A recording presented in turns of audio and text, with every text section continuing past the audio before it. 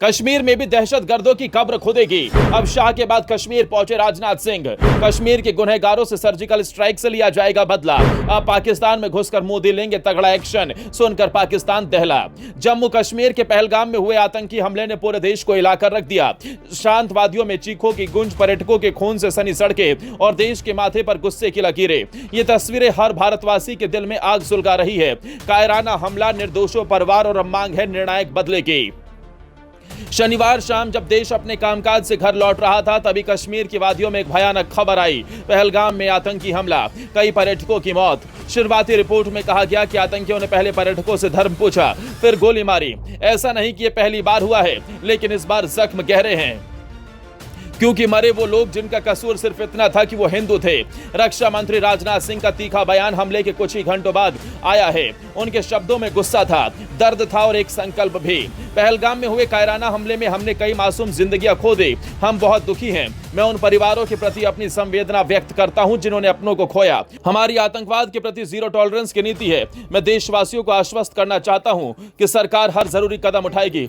हम न केवल इस कृत्य के दोषियों तक पहुंचेंगे, बल्कि पर्दे के पीछे के लोगों तक भी पहुंचेंगे। आरोपियों को जल्द ही जोरदार और स्पष्ट जवाब मिलेगा।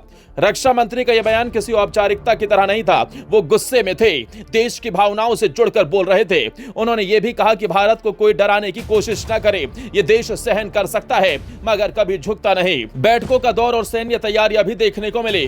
करीब 2.5 घंटे तक चली हाई लेवल मीटिंग में राष्ट्रीय सुरक्षा सलाहकार अजीत डोभाल, थल सेना प्रमुख, वायु सेना प्रमुख और नौ सेना प्रमुख मौजूद थे।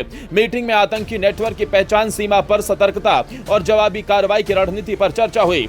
सेना को दिए गए निर्देश साफ हैं। अब कोई रहम नहीं, आतंकियों को नेस्तनाबूद करना है। जिन्होंने धर्म पूछा, अब उनकी पहचान छिप नहीं पाएगी। इस हमले की सबसे दर्दनाक बात यह रही कि आतंकियों ने टूरिस्टों से पहले उनका नाम पूछा और फिर धर्म।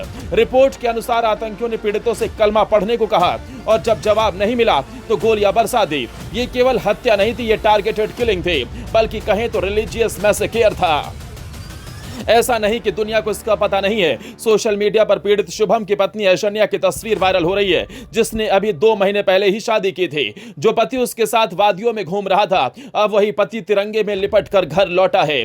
कश्मीर में हिंदू होना अपराध क्यों बन गया है, यह सवाल भी उठ रहा है। क्या कश्मीर सिर्फ एक धार्मिक अल्पसंख्यक का कब्रगाह बन जाएगा? क्या घाटी में कभी फिर हिंदू, सिख, बौद्ध पर्यटक सुकून से घूम पाएंगे?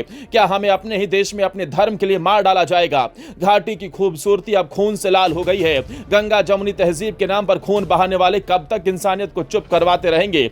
मोदी सरकार का सख्त रुख, योगी आदित्यनाथ ने भी चिंता जताई है। सूत्रों के मुताबिक योगी ने कहा कि जो हमला हिंदुओं पर हुआ है, उसका जवाब पूरे देश को देना होगा। उन्होंने कहा जो लोग कलमा पढ़ाने के नाम पर लोगों को मार रहे हैं, उनके लिए भारत में जगह नहीं बची है। सुरक्षा एजेंसियों ने पूरे पहलगाम इलाके में सर्च ऑपरेशन भी शुरू कर दिया है। एनआईए, रॉ और आईबी की टीमें घाटी में उतर चुकी हैं। आतंकी संगठन द रेजिडेंस फ्रंट ने इस हमले की जिम्मेदारी ली, जो लश्कर ए तैयबा का ही एक नकाबपोश नाम है।